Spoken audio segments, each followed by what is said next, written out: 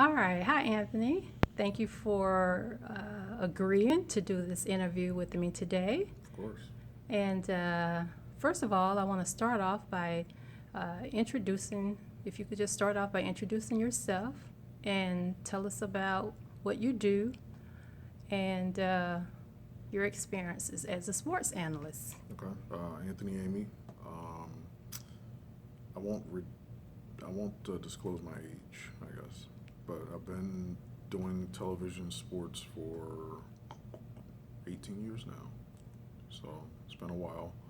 Um, at this point, pretty much a seasoned veteran, I guess, kind of goes without saying, but very fortunate to be able to cover the three major pro sports teams in Atlanta and the many colleges and universities in the area, as well as some high schools. So keeps us busy at all times. And right now we're about to go into the best time of the year for me, which is football season. Best time of the year only because we're never wanting for content, and it's the most fun time. Weather changes, people sort of change. Everybody gets back into the groove of school and work from their summer vacation, so it's all fun. Yeah, so Anthony, tell me, what actually got you into sports anchoring? I've always had an interest in it. When I was younger, I'm from Washington, D.C., born and raised in D.C., and at the time I was younger, it was almost a golden age of sports broadcasting in terms of local television there.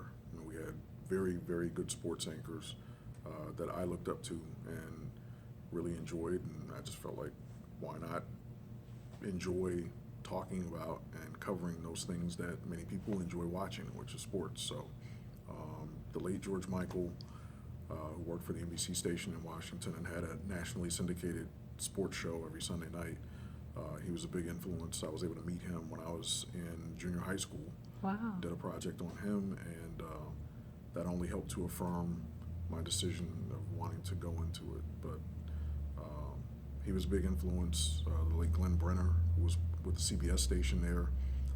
Frank Herzog was a guy who did the radio play-by-play for the Washington Redskins of the NFL. He was also the main sports anchor for the ABC station there. And the station that I actually interned at, the Fox station in Washington, I actually interned there for 5 years, starting when I was in high school. Wow. And their main sports anchor, Steve Buckhantz, now does play-by-play for the NBA team up there, the Washington Wizards. And he was a major influence. Guys like Gus Johnson, who's very nationally renowned at this point, and a guy named Chick Hernandez up there, also all major influences. So I've been fortunate to be able to learn from many of the best on and off camera, and they all had a heavy influence on me wanting to develop, sort of my tactics, some of the ways that I think, and it's allowed me to be, somewhat successful in doing this almost for 20 years now. Wow, that's awesome. And it's not somewhat successful, Anthony. You were very successful in what you do. So let me ask you, as a child, were you ever a sports person? I mean, did you actually play in school at all? Play any sports? Played sports, played pretty much everything I could.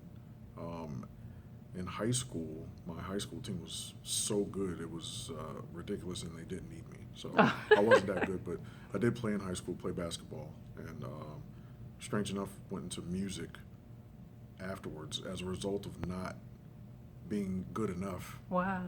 at basketball. So I went into music, went to band,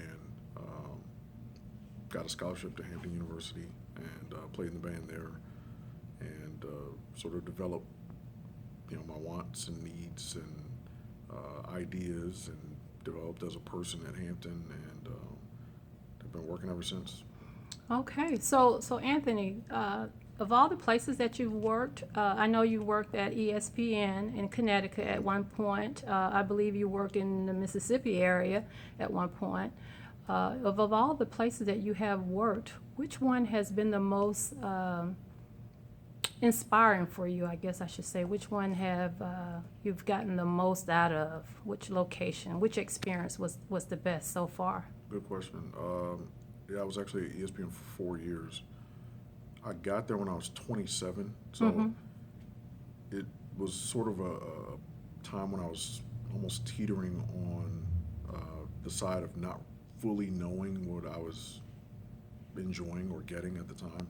Don't know if I necessarily had as much of an appreciation for it, but was up there for 4 years. Despite that, the best place for me, my favorite place to have ever worked, was actually my first job, Hattiesburg, Mississippi. And I made the least amount of money there. I only made like $16,000 a year. Wow. But worked a lot. Would shoot all my own video, most of it. But I enjoyed it there because I was able to learn there. I was able to grow there. I was able to make mistakes without it costing me or the place that I worked for much in terms of credibility, reputation. And the people there were patient with me, and they guided me, helped to develop the sense that I have today, which I think has carried me a long way. But and at that time also, you're in a place that's somewhat small to the degree that people's egos are somewhat in check, and people are there for the same reasons. They have many of the same goals in mind, which is to aspire to greatness. And the people that had been there for a while, they helped you to get to a point where you felt comfortable moving on. The people that were in the same boat as you that wanted to move on, at times you would push each other. So that was probably my favorite place. Okay, so now you're here in Atlanta.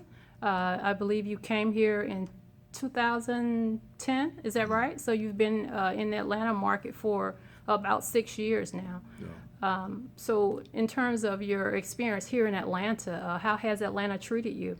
Atlanta's been great. I mean, and aside from the other elements of Hattiesburg, my first job, Atlanta's my favorite place to have worked. So, but yeah, 6 years now, 6.5 years. It's been fun. It's been great.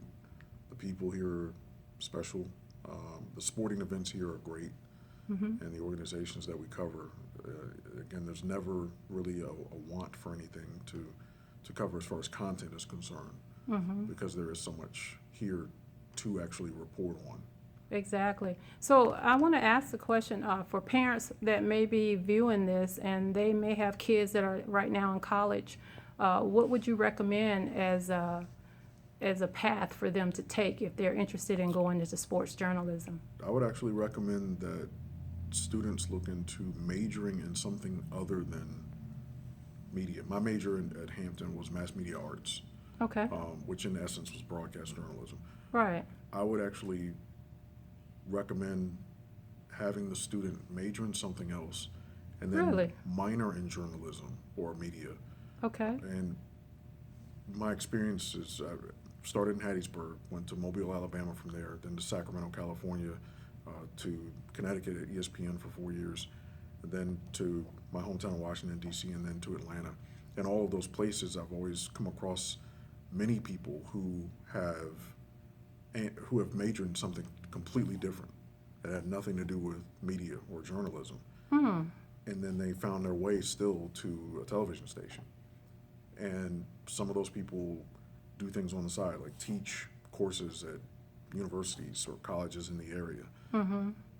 If things were not to work out for them in television, some just have had enough of it, some just choose to get out, some leave not on their own terms, but they have something that they can go to, Right. that they have a degree in, which can be beneficial for them. Whereas if you get a degree in journalism or media, then you're sort of stuck with it. I mean, Right. It sounds bad, but as I've said, I've run into so many people who majored in something totally different, and yet they still find their way to a television station. So if you major in something different, maybe minor in journalism or media, the important thing is to make sure you find a way to get an internship Okay.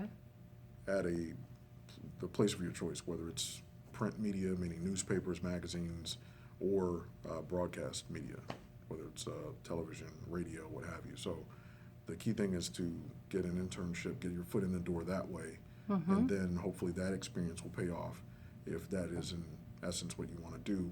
In the meantime, you have that degree in whatever else you major in your back pocket in case you want to or need to use that.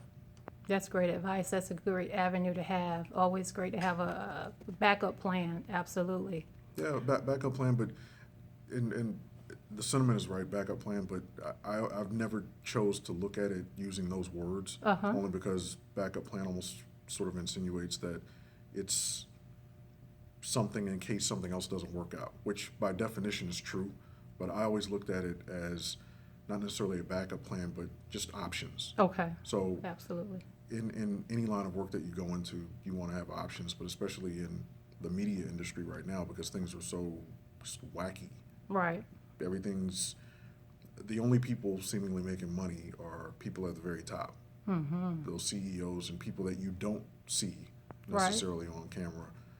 Those people that are making the decisions, those are the ones that are getting the bonuses, and they're seeing their pockets fattened, while many others, you notice layoffs all the time in every line of work.